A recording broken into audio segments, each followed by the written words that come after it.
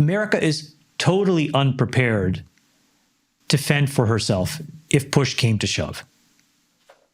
We can't make things here anymore, right? We have kids that can make TikToks, but we don't have scientists that can make drugs. That's not sustainable. That's not a secure country. Like if you look at our military programs, right? We spend, I think, $700 billion a year. Those 5 American companies that make all of our weapon systems are American. Great. One step removed, most of the companies that they work with to make those weapon systems are also American. And you say, great. But one step removed, if you look at where all of the key inputs to all of this stuff that we use to keep ourselves safe and to protect our allies and to have influence in the world, all of that stuff can be shut off by China in a snap of a finger. Can you give an example of what that would be? You're talking about like the screws that go into the plane? Like no, how derivative? Much more important than that. It's like, let's just say that, I'll use an example that I think we could all relate to. We need to electrify as much of the United States as possible. Okay? Meaning we need more electricity, not less. We barely have enough electricity for all of the needs that we have. Okay? Fair? Yep. There's brownouts, there's all these, it's all nuts. Okay? We need more energy. Okay. One of the things that we need more energy for is electric cars. I'll just use that as an example. Electric cars need an electric motor.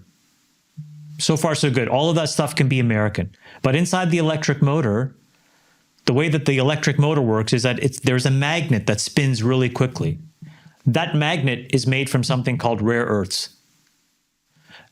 There is nobody right now that can really secure a meaningful pipeline to those rare earths except through the Chinese. They're incredibly good at it. They're incredibly sophisticated. And they have a top-down way of organizing that market. That's an example. Let's say that you need batteries, not like the simple Duracell that you buy at Target, but like the big batteries that can store energy when it's made or whatever.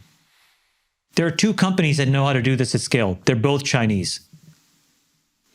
And you can go on and on down the line. In every critical market where America needs to be able to take care of itself, right, under all weather conditions, we have become very fragile. So tariffs have this dual-pronged impact. Prong number 1 is it starts to realign the world order.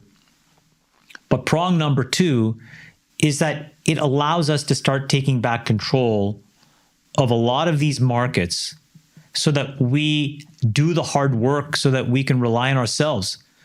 Otherwise, if something bad were to happen,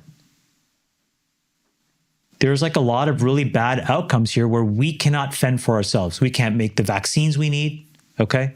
We can't make the technological equipment we need.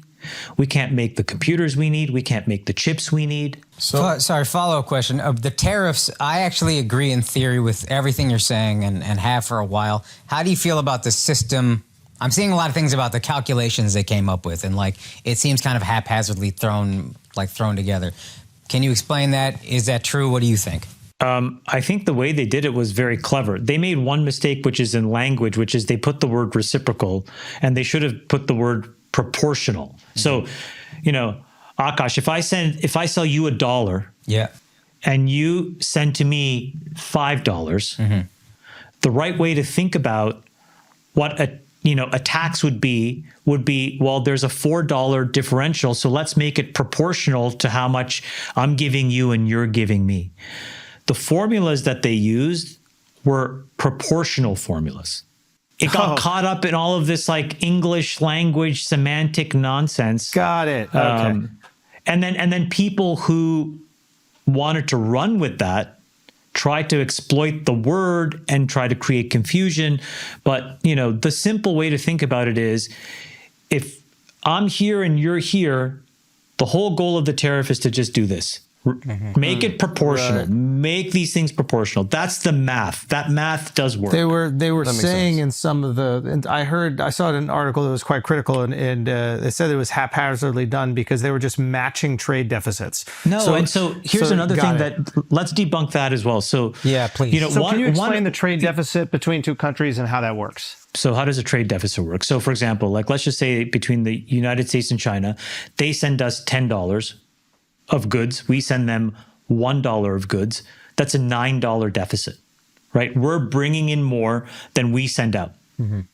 Okay. So there's an entire economy of Chinese companies that get supported with the $10 of money that we give them. There's only $1 that benefits American companies. That's a trade imbalance. It creates a deficit. Now, by the way, it's not that a deficit is bad.